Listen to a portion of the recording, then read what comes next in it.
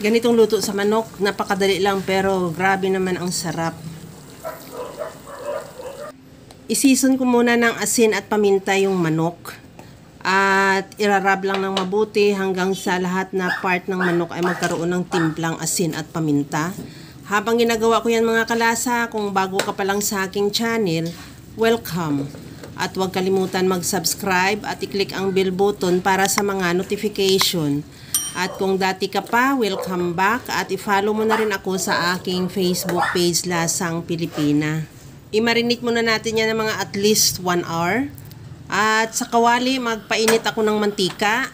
I-pan-fry ko muna o si-sear natin yung manok hanggang sa mag-brown lang yung kabilang side at saka baliktarin na rin natin.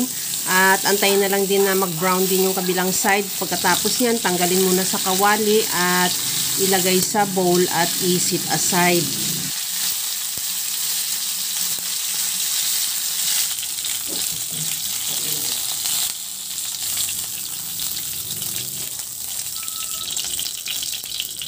Sa disim na kawali, igisa ko na yung bawang.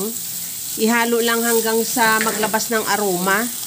At isunod ko na rin dyan yung sibuyas.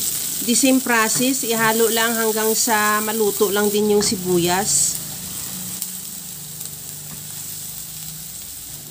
Maglagay na rin ako ng oyster sauce at lagyan ko na rin ng liquid seasoning. Ihalo lang hanggang sa medyo mag-reduce lang din yung oyster sauce at liquid seasoning. At sa puntong ito, ilagay ko na ulit, ibalik ko na yung chicken. At kunting halo lang para masabay na rin gisa yung ating chicken.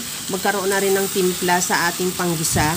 At pagkatapos niyan, maglagay na ako ng brine ng ating mushroom. Yung pinaka-brine ng ating mushroom, yun lang ang itutubig ko.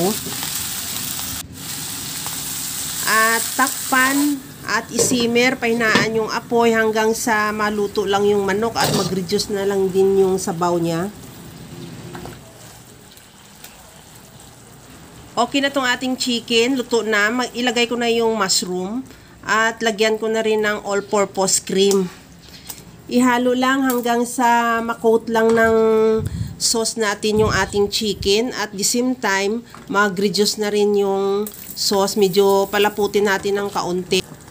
Okay na tong ating creamy chicken with mushroom. Mag-garnish na lang ako dyan ng spring onion. At ready to serve na yan. Kaya mga kalasa, kung nagustuhan mo yung ating video, please like na lang at pakishare na rin sa inyong mga friends. At kung bago ka pa lang sa aking channel, subscribe na at i-click mo na rin ang bell button para sa mga notification.